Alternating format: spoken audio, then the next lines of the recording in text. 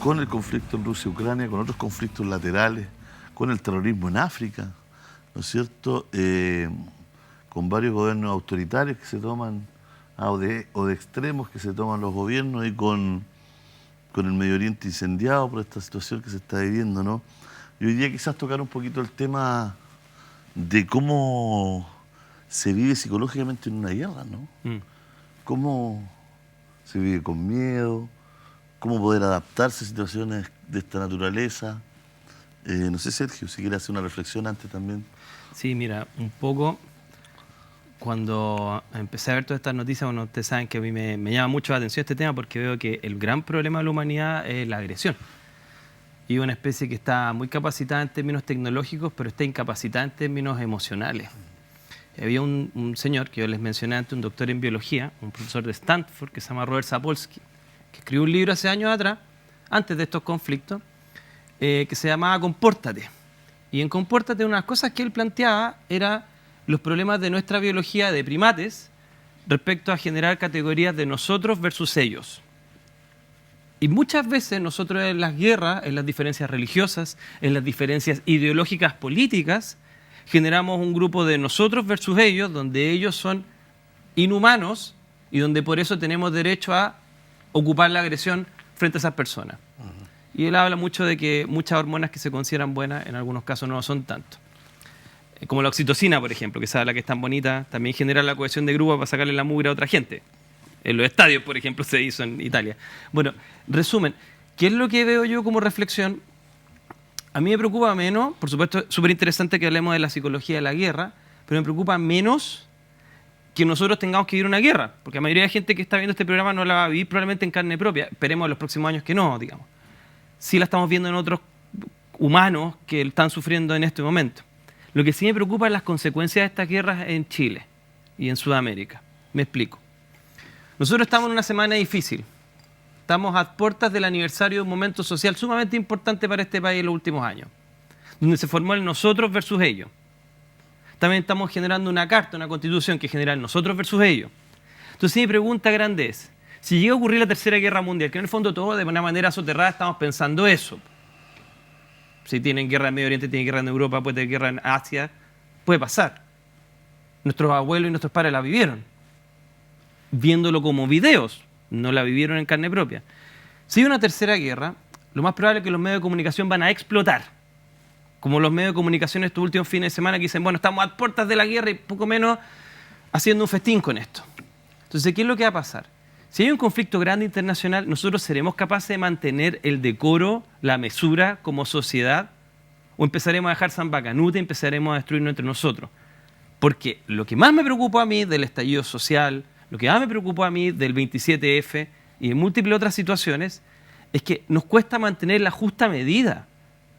Imagínate que descubriéramos después, ojalá nunca pase, que la última transmisión de CNN antes de un bomba en X parte de Estados Unidos. Por ejemplo, ciencia ficción. ¿Cómo se comportaría el chileno promedio sabiendo que Estados Unidos, que todo el norte de la humanidad, todo el hemisferio norte, está en llamas, está en una guerra total? ¿Nos mantendríamos siguiendo la fila del banco? ¿Nos mantendríamos siendo respetuosos con el resto? ¿Trataríamos de pagar en la fila de la farmacia? ¿O empezaríamos a decir, sabes que como se está semi-acabando el mundo, hagamos lo que queramos acá? Eso me preocupa. Porque nuestra mentalidad no estaba a la altura en los últimos momentos de poder mantener la civilización. Les pongo un pequeño ejemplo. En Sri Lanka hubo un problema. Un gobierno puesto por el Foro Económico Mundial estaba preocupado en hacer iniciativas menos de mantener el gas y la benzina de la gente y el abastecimiento. Lo echaron a patadas. ¿Sabes que estas personas están sin un sistema económico apropiado, sin abastecimiento y son capaces de hacer filas de 5 días para tener la benzina y no se están matando entre ellos? Han sido capaces de mantener civilidad a pesar de la destrucción de sus instituciones.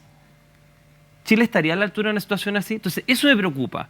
Me preocupa menos una guerra en términos de nosotros con vecinos, más me preocupa un conflicto interno en caso de que los conflictos internacionales escalen. ¿Cómo los chilenos vamos a ser capaces de organizarnos frente a la adversidad internacional? Si es que llegara a ocurrir, si es que esto llegara a escalar. Mauricio. Pucha, me encantaría seguir la línea argumental, pero venía como pensando que escuchado... Dale, puede hacer cualquier quiebre. Okay. Venía escuchando muchos programas, grandes panelistas tenidos que explican muy bien, mucho mejor que yo, historiadores y todo. Déjame hacer una introducción. Yo creo que la historia, para entenderla, para entender el presente, lo he dicho, el presente es la síntesis de todas las historias. Y para entender a una persona en el presente hay que conocer su historia. Para conocer la historia del presente de un país hay que conocer su historia, de la humanidad, síntesis. Déjame hacer una pequeña cosa de historia que me llama la atención que no se haya dicho y que tiene que ver con nosotros. Y voy a mencionar el efecto mariposa. El efecto mariposa es tan simple, una mariposa volando en el medio de la selva del Amazonas, es una metáfora, puede crear una gran tormenta en el centro de Nueva York. O sea, como de una cosa aparentemente diminuta trae consecuencias a la larga o a la corta, catastróficas y benéficas también. La historia se remonta al problema que tiene Israel con Palestina. Se remonta hace 4.000 años atrás. Hace 4.000 años atrás, en un Ur, que hoy día corresponde a Irak, nace el gran profeta Abraham. Abraham, y dentro de esa cultura, había que tener un hijo, el primogénito. ¿Por qué? Porque había que heredar el poder se heredaba. Todavía pasa eso, los reinados, el poder se hereda, que es un tema interesante, heredar el poder. Abraham no podía tener hijos, no salía su primogénito casado con Sara. Como no podían tenerlo, él tenía un harem, y dentro de su harem, la predilecta era Agar, que era egipcia, una especie de esclavitud VIP. Y con ella engendran su primer hijo, que es Ismael. Y nacen el primogénito de Abraham. ¿Quién es Abraham?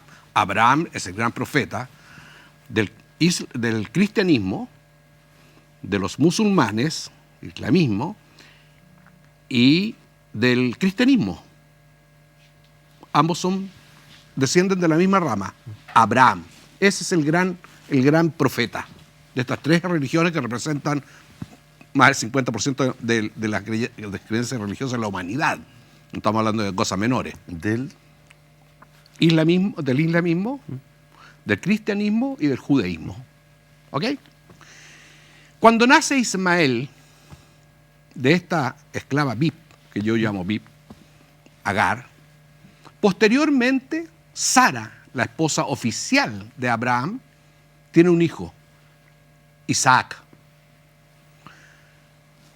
Mira cómo es la historia. 4.000 años atrás estamos hablando. ¿Qué es lo que hacen? Ismael, con su madre, Agar, son expulsados. ¿Cuál es el origen del pueblo palestino, del pueblo árabe? Ismael. ¿Cuál es el origen del pueblo israelí? Isaac. ¿Qué son los palestinos con los judíos? Hermanastros. O sea, son de la misma familia, son del mismo padre. Y de repente, como a mí me gusta pescar la pelota y aterrizarla y decir, mira, esta historia, esto que estamos viviendo hoy día, este horror, este infierno, porque esto tiene un solo nombre, infierno, mira por dónde parte. Entonces cuando los analistas analizan, no, mira lo que pasa, que Inglaterra, sí, ok, pero esto tiene una larga historia. Una larga historia donde lo que se ha engendrado es un odio, porque para los palestinos, para los árabes en general, Ismael es el primogénito, porque independientemente que haya nacido de una esclava, fue el primer hijo de Abraham. Pero para el pueblo israelí lo desconocen, y se desconocen, y se niegan. No, es Isaac. Mira por dónde parte un conflicto. ¿Cuántas veces en la vida cotidiana de nuestra vida, entre hermanos, por herencia, por una casa, por lo que sea, se crea un conflicto y eso trae consecuencias por generaciones muchas veces, donde el sentimiento principal es el odio. Y vamos alimentando el odio. Y lo que más me llama la atención es que cómo sabiendo de que estamos hablando, ellos están viviendo el infierno, nosotros estamos mirándolo de cerca. Nos llega la humareda, nos llega el calor del infierno. Para mí es doloroso ver esa población, o sea, con las cosas más atroces que tú te puedes imaginar. Yo creo que la televisión y todos los medios se quedan cortos con el horror. Uno por uno, está viviendo un infierno. Y la mayoría niños, gente inocente, gente que no tiene nada que ver. Entonces, quería hacer esta reflexión de decir cómo a veces un conflicto pequeño, a veces diminuto, en nuestras vidas diarias, puede transformarse en un infierno. Estoy extrapolando, ¿no? Estoy haciendo un juego de entre lo individual de lo que acontece. Y ahora, claro, engancho perfectamente con lo que está diciendo Sergio. Probablemente, si se da lo que ya hemos vaticinado, no pesimistamente, yo sigo insistiendo en que estamos a portas de la Tercera Guerra Mundial, y ojalá esté equivocado. Pero todos los síntomas indican que no nos gusta la historia, que la causa de la Primera y Segunda Guerra Mundial, que es como el segundo tiempo de la Primera Guerra Mundial, viene el tercer tiempo. Y o sea, es impensable una Tercera Guerra Mundial y la capacidad que tenemos de horror, de esquizofrenia, de desapego de la vida, de la falta, o sea, donde se practica lo más profundo del antihumanismo. Y lo que me llama la atención es cómo se justifican las cosas. Todos tienen una explicación de ambas partes, los tuyos, los nosotros y los ellos, que hablabas tú, que me gusta ese concepto. ¿Y cuántas veces nos pasa en la vida diaria? Tus razones son súper válidas, pero son súper contrarias a mis razones.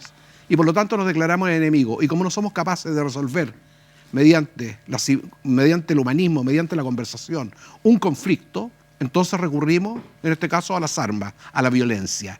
La violencia como recurso para resolver conflictos ha sido la historia de la humanidad y es por eso que estamos donde estamos. Y por eso, con esto termino, digo, hemos avanzado mucho, pero no hemos avanzado nada. Bueno, acuérdate de von Clausewitz, que dice la guerra es la extensión de la política por otros medios. Eso lo dijo en la época de Napoleón. Quedó sorprendido como prisionero de Napoleón, este militar prusiano, diciendo, bueno, los franceses en ese tiempo peleaban extraordinario, porque peleaban por una ideal en ese tiempo. Y el ideal, mira, terminó siendo emperador, la persona que supuestamente iba a liderar Europa de los reyes. Claro. Es un poco contradictorio. Nos trajo consecuencias. Si Napoleón no hubiese invadido España, nosotros no estamos acá como Chile. Tal cual. ¿Qué consecuencias nos va a traer eso que está pasando allá afuera a nosotros acá? Si la gente olvida que nosotros somos somos el patio de atrás de Occidente. Lo somos. Entonces, en relación con lo que tú dices, que tiene harta profundidad, bueno, a mí me quedan ciertas preguntas. Primero, para todas las personas que no están de acuerdo con la evolución, que tienen todo su derecho a no estarlo, que son creacionistas, acuérdense de la guerra de Gombe, esta guerra que les dije de chimpancés, que es una guerra donde finalmente algunos chimpancés le arrancaron a mordiscos la cara a otros, generaron violaciones, generaron asaltos, generaron sistemas igual que en las guerras, donde se dividieron territorios. La Jane Goodall estaba horrorizada viendo que estos animalitos podían llegar a un nivel de sadismo equivalente a nosotros. Así que parece algo de esa genética viene de allá. Y lamentablemente somos simios, somos chimpancés con bombas atómicas. Sí, claro. Pero procedemos igual. Nuestros primos hermanos chimpancés hacen lo mismo. Van a la guerra y masacran a sus similares. A sus genéticamente similares, eso es lo increíble. No estamos hablando aquí de que otra especie, estamos eliminando a nuestros pares. Y lamentablemente, como Sapolsky plantea, claro, el gran problema es de que nosotros no estamos preparados porque emocionalmente somos débiles.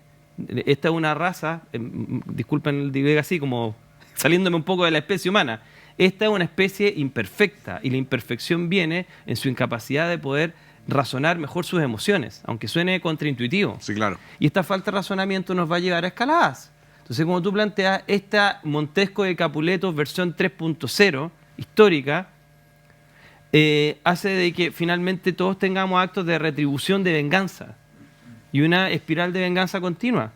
Llevémoslo a Chile. ¿Cuántos años van a tener que pasar para que un bando perdone al otro antes que tengamos una guerra civil, que ojalá nunca pase? Pero cada vez nos estamos dividiendo más como chilenos. Entonces, la misma espiral.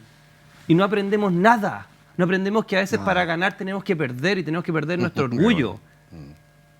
Entonces, lamentablemente, temo de que inclusive los presidentes de los países en algún punto puedan razonar con su sistema límbico. Recordemos que el sistema límbico es el área primitiva que nos permite tener emociones, porque también nos permite razonar o nos impide razonar bien. Razonamos poco cuando estamos trabajando con esos núcleos basales. Entonces, lamentablemente, ¿qué pasa si los líderes del mundo también razonan de una manera obtusa? Y empiezan a generar esta resonancia límbica. Acuérdense que las masas piensan como niños de 5 años. Gustave Le Bon. Entonces, si empezamos a razonar así, claro que tenemos un riesgo de tener graves problemas como especie. Si alguien nos mira de arriba, o del lado, o de otra dimensión, de darse cuenta de lo precarios que somos. Porque somos incapaces de dialogar. Y claro, nosotros estamos viendo acá las noticias, pero insisto, entre nosotros tampoco podemos dialogar. Este no es un programa de política, pero ustedes deben haber visto el otro programa que funciona acá, el Sin Filtro, yo lo he visto alguna vez, y las personas no pueden dialogar muchas veces. ¿Cómo no somos capaces de hacerlo? Si vivimos en el mismo lugar, si tenemos la misma genética, si tenemos los mismos problemas, y si tenemos un problema en común que resolver, y no podemos. Imagínate ellos allá, que tienen miles de años de historia, y el siglo XX especialmente, para odiar. ¿Y cómo lo harán, por ejemplo, las parejas hoy día si el hombre es judío y ella es palestina? Si es al revés, ¿cómo lo harán las parejas para relacionarse? ¿Es difícil, no es difícil? ¿Se necesita mucha empatía? Las comunidades judías y palestinas en Chile se llevan bastante bien, no hay tanto roce. Pero psicológicamente una pareja tiene que ser fuerte igual. Por supuesto. Pero Sergio puso una frase que no la había escuchado y me gustó, Sergio, te la agradezco que regales. Reflexionar emociones. Ya. Yo creo que tiene que ver con la madurez. Porque Pero una madurez emocional. Obvio. ¿Qué es la gran madurez finalmente? Si uno de los problemas que han tenido, yo habiendo estudiado filosofía y todo, y que la verdad nos va a llevar y nos iba a conducir, la razón, el camino hacia la verdad, y que nos iba a conducir a... De repente diría como que el más maduro parece que fuera el más pragmático. Es que es pragmática la madurez. Que hay ahí, pero me gusta toda la madurez también emocional. O sea, es que realmente la madurez es emocional. Obviamente que tiene que ver con el equilibrio de la razón. Yo no estoy despreciando la razón para nada, al contrario, muy por el contrario. Por eso que me gustó esta cuña, esta bonita, linda cuña, concepto de reflexionar la emocionalidad. Cuando la emocionalidad en una pareja se reflexiona, se conversa. Si a nosotros nos enseñaron a hablar, pero no nos enseñaron a escuchar. Ese es un problema. Nos dijeron que la palabra crea realidad, sí, pero lo que no nos dijeron es que el silencio crea muchas más realidades. El silencio. Entonces, creo que a veces pecaré de ingenuo, optimista, y todos estos horrores que estamos viviendo, digo, ¿será este el momento en que tenemos que hacer la gran revolución pendiente de los humanos, que es ser más humanos? ¿Será que tenemos que llegar al horror, al infierno? ¿Será que tiene que pasar la Segunda Guerra Mundial para que se cree las Naciones Unidas y Europa se unifique? ¿Será que nosotros como mundo vamos a tener que vivir el infierno para poder entender la importancia trascendente, primero de la vida y segundo de la paz, que no es un concepto hippie, y también del amor? Cuando en una pareja árabe-israelí existe amor, cuando existe conversación, no existen diferencias grandes, diferencias de opiniones, diferencias genéticas, pero hay algo que los une, que es el diálogo, que es el amor, y por lo tanto te asegura que no hay conflicto. Ahora, si esa pareja no tiene resuelto eso, probablemente van a terminar separados. Pero solamente quiero llegar a algo que sé que es un poco freak, pero mira, es más fácil hacer dialogar a dos psicópatas que a dos personas enamoradas, porque el amor también te puede generar el odio. Pensando en los términos estructurales, mismo sistema límbico, mira, cuando tú estás enamorado de alguien, se te apaga el córtex prefrontal, órbito frontal. Cuando tú odias a alguien, está activo el límbico, pero parece que tiene más activación esto, entonces ves los defectos del otro. Por ejemplo, cuando te desenamoras de alguien que te engañó. Cuando tú tienes a dos psicópatas, llamemos, por ejemplo, en términos de Chile, parte de la Cámara de Senadores o Diputados, porque muchos tienen rasgos psicopáticos y se traicionan entre ellos y después se abrazan y se quieren mucho. Sí. Es mucho más fácil negociar entre dos personas con psicopatía, porque en la psicopatía está disminuida la actividad del prefrontal, pero también disminuida la actividad de la amígdala. Son apagados emocional y racionalmente. Doble inhibición. En esta doble inhibición yo puedo ver tu punto de vista y si me conviene yo acepto, a pesar de que me traicionaste antes. En cambio, dos personas emotivas no pueden ponerse de acuerdo porque la emoción les impide aceptar algo que racionalmente es correcto.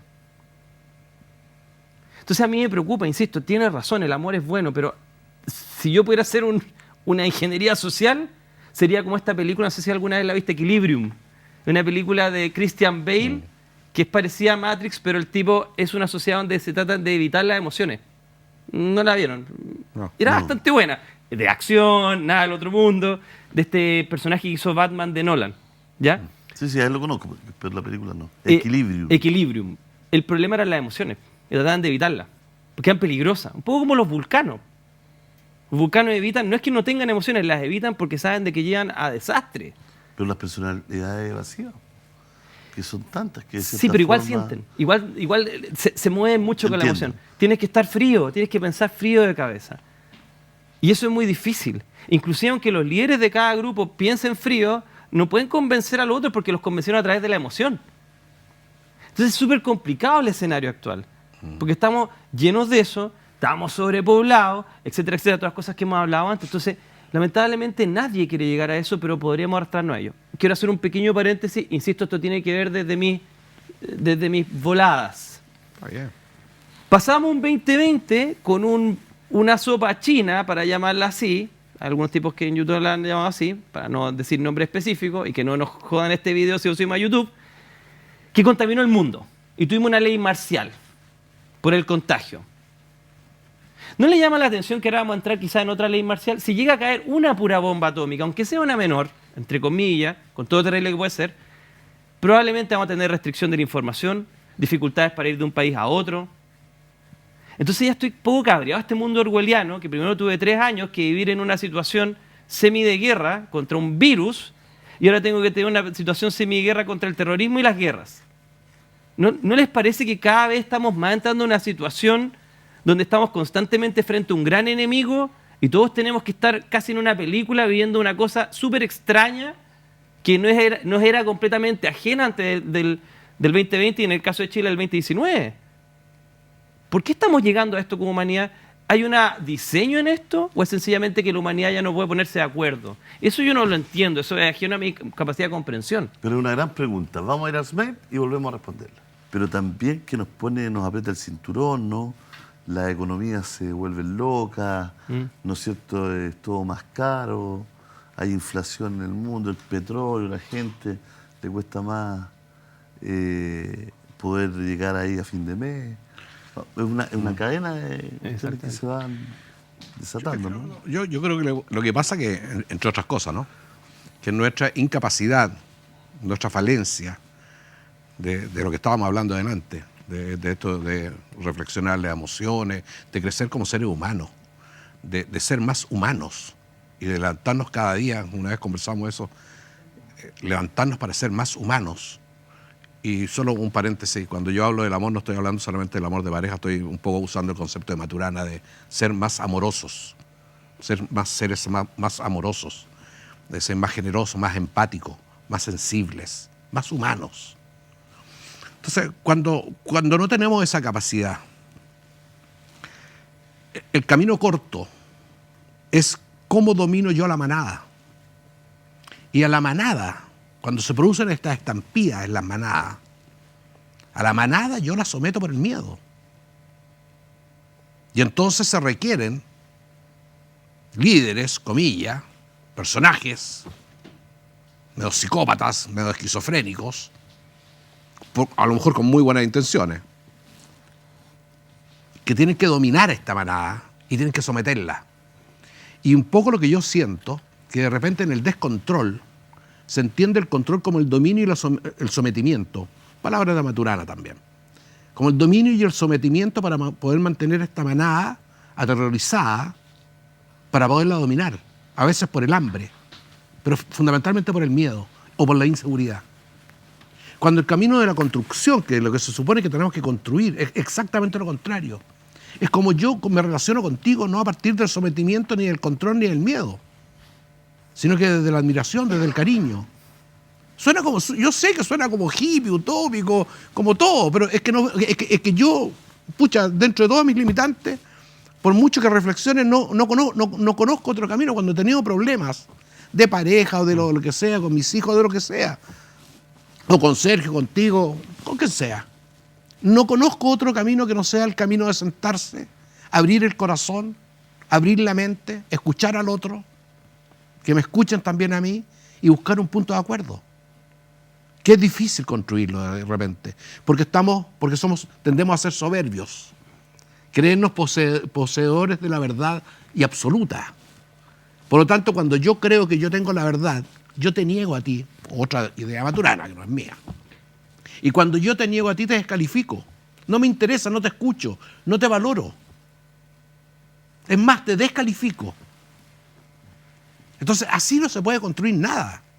Si destruir es muy fácil en la vida. Destruir relaciones, destruir países, destruir calles, destruir poblaciones. Destruir es muy fácil. Es muy primitivo, es muy básico. Si lo que nos cuesta es construir buenas relaciones, buenas ciudades, buenas calles, buenas casas, buenas, cosas buenas, de calidad, eso nos cuesta. Entonces, ¿quién predomina muchas veces en este arrío revuelto, ganancia de pescadores, que un poco, resumiendo lo que estaba, intentando resumir un poco lo que estaba planteando tú? ¿Quién predomina? El que no respeta nada, el que no respeta la ley. En la ciudad sin semáforo. En la ciudad sin semáforos, sin señalética, donde nadie respeta a nadie. Ya, pero algo pasó que de cierta forma ese respeto se va perdiendo, ¿no? Algo le pasó a la humanidad en algún momento. Yo creo que nunca nos hemos respetado. O sea, me encanta la historia. Y si tú revisas la historia es la historia de las luchas. La historia de las luchas por el poder. Las luchas territoriales, las luchas por la idea y por las creencias, por la verdad absoluta. En religiones, en política, en todo el dominio. Y está lleno. Tú mencionaste a Napoleón, que iba a eliminar los reyes y al final se termina nombrando emperador. O sea, el rey de los absurdos. En un reyesuelo. ¿Ah? Claro. Pero de eso está lleno. De chantas líderes, chantas que prometen libertad, abundancia, comida, seguridad y todo eso, pero cuando toman el poder, lo que hacen, en su incapacidad, es someter, es controlar, es establecer verdaderas cárceles con mayores márgenes, pero lleno de restricciones. Y donde tú, si empiezas a pensar distinto a mí, lo que pasa en las dictaduras, las cosas como son. Pensar distinto es un delito, es un pecado, que te puede costar la vida. Eso son todas las dictaduras, en toda la historia de la humanidad han sido iguales. Y hemos vivido en dictaduras permanentemente. Pero en términos comunicacionales, ¿acaso no estamos ya en una dictadura? Me acuerdo de Edward Bernays, que era este sobrino de Freud, que hablaba de la propaganda y generaba estos buenos y estos malos para poder generar una narrativa, y esa narrativa, a través de la emoción, siguiendo a su tío Freud, permitía manipular las emociones de la gente. Sí, claro. Por el cigarro, hasta por las pañales, las guaguas, por las ideas de entrar a Estados Unidos en la Segunda Guerra. Fue una persona muy importante en la sociedad, que muy poca gente la conoce, salvo los periodistas y gente de ese ámbito, digamos. Entonces, ¿qué es lo que me preocupa? Por ejemplo, claro, el día de hoy tú ya en YouTube no puedes decir cualquier cosa. Yo ni siquiera me molesto de tener un canal de YouTube, porque te desmonetizan, o cualquier cosa que tú digas, por ejemplo, Agenda 2030, o temas de género, no nos puedes hablar. Sencillamente no nos puedes hablar. Entonces, yo no sé si ya no estamos nosotros en una dictadura, en términos de que comunicacionalmente solo tú tienes un rango dentro de lo que es permitido dentro del establishment. Es decir, no están permitidas todas las ideas, están permitidas las ideas dentro de lo que ya aceptamos como la convención, que para muchos puede ser restringida. Sí, claro. Entonces, yo me temo de que también en parte los medios de comunicación a través de la propaganda han generado dificultades en estas cosas, en cómo informamos a la población de distintas ideas. Y siempre caemos a la apelación en la emoción. Por eso yo respeto mucho tu punto de vista y creo que humanamente lo haces de la mejor manera posible, que es tratar de querer al otro y tratar de empatizar con el otro. Ahora, desde mi punto de vista quizás más autístico, con todo el respeto, no quiero ofender a nadie, yo siento que tengo algo de esos rasgos, yo creo que la emoción es un problema a la hora de negociar. Porque la emoción me genera como un apego a cierta idea. En cambio, si me despojo de la emoción, puedo tratar de analizar las cosas de una manera mucho más matemática. Entonces, en cierta manera, creo que, insisto, el problema de la humanidad son las emociones, todas ellas. No la de la maldad, o entre comillas maldad, perdón, la del odio. Sino que tanto el odio como el amor. Porque tanto como en este momento una persona del bando A en Medio Oriente ama a su gente y va a morir por su gente y va a matar a los otros, la gente del bando B ama a su gente y va a matar a los otros. Nuevamente lo que plantea Sapolsky, nosotros contra ellos. Entonces, todas las emociones y toda la apelación que hacen los medios de comunicación a las emociones y los políticos hacen que la gente se divida. Y mi preocupación es la división de la sociedad. Siempre estamos generando polaridades. Derecha, izquierda, conservadores liberales, israelitas, palestinos. Constantemente hacemos esas divisiones, nos tienen constantemente en una dialéctica. Y esa dialéctica finalmente no necesariamente es la manera que se tienen que ver las cosas. De hecho, genera conflicto, como ya muy bien conocemos a través del maestro Hegel y Marx. Bueno, justamente una pequeña diferencia de visiones solamente. Yo creo que tiene que ver con el que todavía estamos pegados en el viejo paradigma, en el antiguo y viejo paradigma de ver el mundo dividido en dos. Los buenos contra los malos, los hombres contra las mujeres, los supuestamente humanos contra los animales. O sea, el mundo bipolar. Si tú te pones a reflexionar, entonces, síntesis. No estoy esperando de los medios de comunicación, sí, pero no, y lo explico. No estoy esperando de los medios de comunicación que me generen esos espacios. Estoy esperando de una educación que enseña a los niños desde niños, desde su primer aprendizaje, a reflexionar y a conocer sus emociones, a su mundo emocional. Entonces, no estoy esperando que venga desde afuera el que me va a someter o no me va a someter, porque no es una frase mía, no me recuerdo de quién es, pero uno de los peores defectos que podemos tener como humanos es la ignorancia. Entonces, cuando uno habla de la reflexión o cuando habla de esto, no está hablando para grandes intelectuales ni de grandes cosas. Está a tener la capacidad de pensar, de reflexionar y de conocer las emociones y trabajar las emociones. Por eso que yo tampoco metería en un saco todas las emociones, y por eso que sí creo que hay emociones que son más básicas y hay emociones que son más evolucionadas. Yo sí creo en la tesis del evolucionismo en el sentido del progreso, de cómo han ido cambiando las cosas. En algún sentido. ¿Y qué pasa cuando... Perdón que me ponga un poquito más... No, pero perdón, por favor, el conductor. Pero ¿qué pasa cuando se empieza a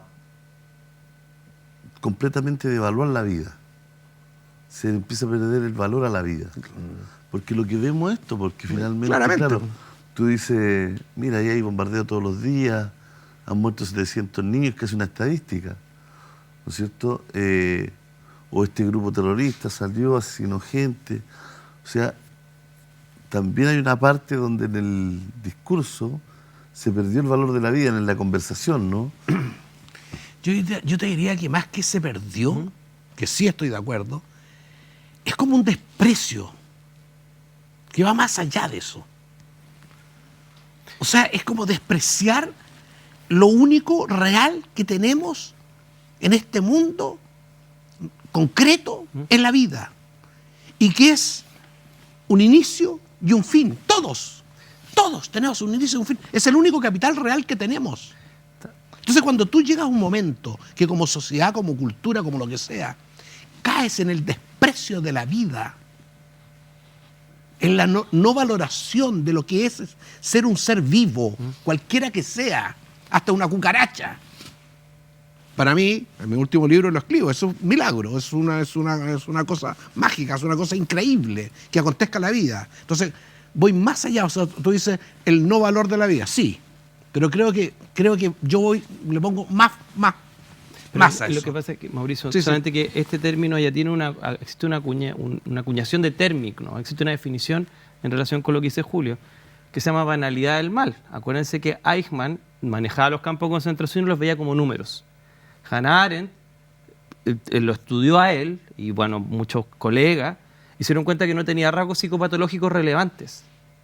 Entonces era curioso en este juicio de Nuremberg, porque una persona que mandó matar a tanta gente, que tenía una vida, entre comillas, psicológica normal, y se comportaba normal con su familia. Sí, claro. Tenía afectos. Entonces acuñó ella el concepto de banalidad del mal, en el sentido de que muchas veces perdemos el norte porque sencillamente seguimos órdenes o desindividuamos al otro, lo vemos como una cosa. En este caso, Eichmann veía como una producción de pollos, que es lo que tenía que hacer, aunque suene terrible. Sí, son casi sus palabras. Entonces esa banalidad del mal es lo que estamos viendo. Es lo que estamos viendo de que cada lado va a ver el resto como daños colaterales.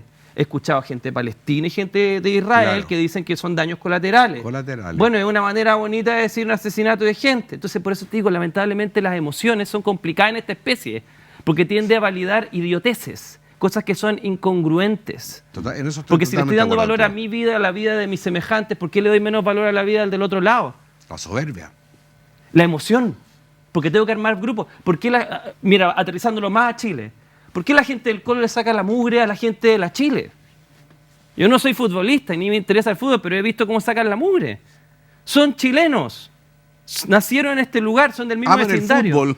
Y son capaces de hacer eso con sus semejantes, porque se considera que son ellos versus nosotros.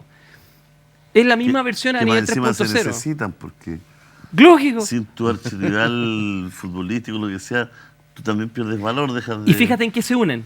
Selección chilena. La única manera de convencer a estos monos, disculpa que te lo diga así, es tener un real en común. Bernays Un nos hablaba rival de en esto. común, sí, claro. Bernays nos decía, y también el experimento del señor de las moscas de Sheriff, de un experimento de psicología social, el diálogo no sirve finalmente cuando genera dos grupos. Lo único que genera es tener un enemigo en común. Entonces, esto se va a resolver solo si vienen unos extraterrestres encima y dicen, sabes que somos distintos países, pero tengo que matar a estos de acá. Claro. Claro. Así los humanos llegan a consenso. China y Rusia no son amigos. ¿Por qué están funcionando ahora? Tenemos un enemigo común, Occidente. Entonces, te fijas, la mentalidad humana tan precaria. Sí, claro. Vamos a tener que inventar un enemigo en común para dejar de hacernos daño. Claro. Eso es mi preocupación. Muy interesante. Bueno, los enemigos comunes se da mucho en los estados. Sí. Cuando los gobiernos están mal, están fallando, cuando tienen muchos problemas internos, En la vida diaria. ¿no es cierto? Sí. Sí. A Bolivia, ¿te acuerdas que Sí, claro. se dice? Aquí Claro, A se llama el Bolivia mar. le pasaba mucho la salida del mar. Y cuando partió este conflicto, ¿te acuerdas que el líder del gobierno israelí, Netanyahu, estaba teniendo muchos problemas internos? Exactamente. Muchos problemas internos con la justicia, con todo. Que hasta en una primera etapa, los mismos israelíes sospechaban de este ataque, ¿no es cierto?, de Sí, claro. Hamás, sin que nadie se diera cuenta. Cómo tenemos la máxima inteligencia, cómo tenemos nuestro ejército, cómo tenemos el cordón de... cómo tenemos todo, y estos tipos pasaron, secuestraron, tomaron rehenes, tuvieron por horas acá, tiran... Durante 7 horas no hicieron ¿De nada. dónde? 7 Nada. horas. ¿De dónde juntaron Rarísimo. Es increíble. 5.000, 10.000? Poco creíble. 10.000 cohetes. ¿Cómo llegaron 10.000? Sin que la inteligencia se diera cuenta. Entonces se hablaba hasta, en un primer momento, ¿no? Chuta, capaz que acá, para que existe este gobierno de unidad nacional, que hay hoy día en Israel, se necesitara un enemigo. Se habló mucho de eso en una primera instancia, haciendo foco en lo que dicen ustedes, ¿no? En el enemigo En común. común.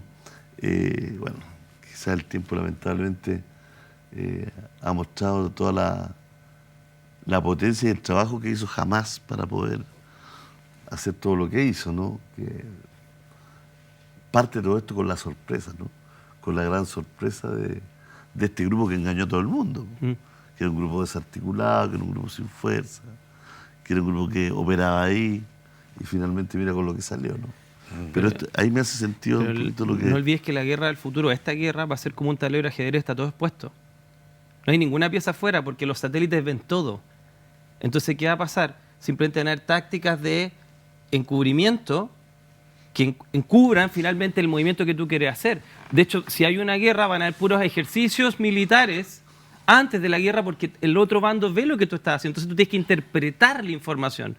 Porque el dato siempre va a estar presente. Entonces, ¿cómo tú cubres tu movimiento que es evidente para el otro de una manera que diga, no, realmente no me va a atacar? Que es justamente lo que pasó acá. Entonces, es una guerra más a los Sun Tzu. Es una guerra compleja lo que estamos viendo. No, te hablaba que además se ha demorado Israel en intervenir en Gaza, en ocupar Gaza. Claro, y se habla mucho de que está esperando también, porque le echó la culpa al clima, ¿no? Que habían tormentas temporales, baja visibilidad, pero uno tiende a pensar que también están esperando las señales que ya empezaron a llegar del otro lado con estos primeros videos de rehenes, ¿ah? Quizás un poquito para darle cabida al tema que nos planteamos al origen, ¿no? La parte psicológica que empieza a operar en estar en una guerra, ¿no? Cómo la gente funciona con toda esa alarma, todos esos chips. Hoy día yo entrevisté a una persona que está viviendo en Israel, en la frontera, ¿no es cierto?, con el Líbano, y decía que prefería vivir allá con guerra que acá. Eso te quería mencionar. Porque acá la asaltaban y todo. No te puedo creer. Sí, eso dijo. Entonces lo fascinante es dos cosas. Disculpa que te interrumpa, Julio. Justo lo que estabas pensando es lo que quería hablar, porque ¿por qué una persona decide quedarse allá en guerra, donde la probabilidad de morir es más alta allá que por último un asalto acá, estadísticamente? Yo creo que hay dos razones. Una es la que ella te dice, pero ese es un autoconvencimiento. Humildemente lo pienso, no podemos verificar. Yo creo que empieza a llegar una especie de aceptación y un patriotismo bien especial. Quizás yo no me puedo mover aquí porque aquí es mi tierra, casi como la Tara, ¿te acuerdas? En lo que el viento se llevó. Este aferramiento a la tierra. Porque objetivamente, claro, va a pasar lo mejor acá. Acá no vamos a tener un misil Scud en nuestra cabeza. Entonces... porque ella decía eso, me da miedo, chido, claro. Pero mi vida acaba vale 15 segundos, decía. Que tengo para llegar a esconderme al búnker. Entonces, uno es que la gente se vuelve irracional con una ideología o con un patriotismo o con una religión, sin atacar, pero hay algo ahí que se nos vuelve irracional. Y lo segundo, ¿cómo se vive en guerra? Bueno, los antecedentes nos muestran de que las personas se vuelven hipervigilantes. Y esa hipervigilancia después no la puedes desconectar. Me tocó un caso de una mujer que vivía en Canadá, conocía a su hijo, que fue un profesor de psicología. Esta mujer estuvo en los campos de concentración. Recién en el año 60 se puso a llorar desconsoladamente una vez que estaba en su casa en Vancouver. No me acuerdo en qué ciudad era, en todo caso, de Canadá. No durante 15 años de guerra, porque o que ella creía que había peligro. La gente se desconecta emocionalmente y está hipervigilante, las dos cosas. ¿Por qué? Porque tienes que lidiar. Entonces él decía, no fue una buena madre, una madre muy desconectada, muy dura. Porque si vives muerte, la única manera de sobrevivir es desconectarte. Es lo que le pasa a los papás cuando pierden hijos. Claro. Cuando pierden hijos, después no son cariñosos con los otros hijos, ni con sus parejas. Porque el mecanismo para lidiar con la muerte es tratar de desconectarte de la vida. Y estar hipervigilante, duermen mal y están constantemente bajo alarma. Muy interesante. Bueno, cerramos, ¿no? Llegó el momento de cerrar. ¿Quieres decir una palabrita? Pucha, estoy triste por lo que está pasando. Me avergüenzo como ser humano. Si hay otro extraterrestre y todo eso, me avergüenzo.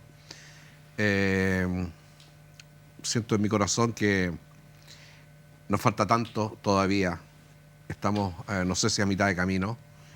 Sigo creyendo en el humanismo, sigo teniendo esperanza en lo humano, sigo teniendo esperanza, pero no conozco ningún otro camino. La otra vez escribí, súper cortito, un video que digo, la vida es una escalera y tiene dos caminos, el camino descendente y el camino ascendente. Entre más desciendes por la escalera de la vida, más oscuro y más contradictoria es. Entre más asciendes por la escalera de la vida, más luminosa y mejor perspectiva tienes, que tiene que ver con la luminosidad, con el pensamiento, con las emociones.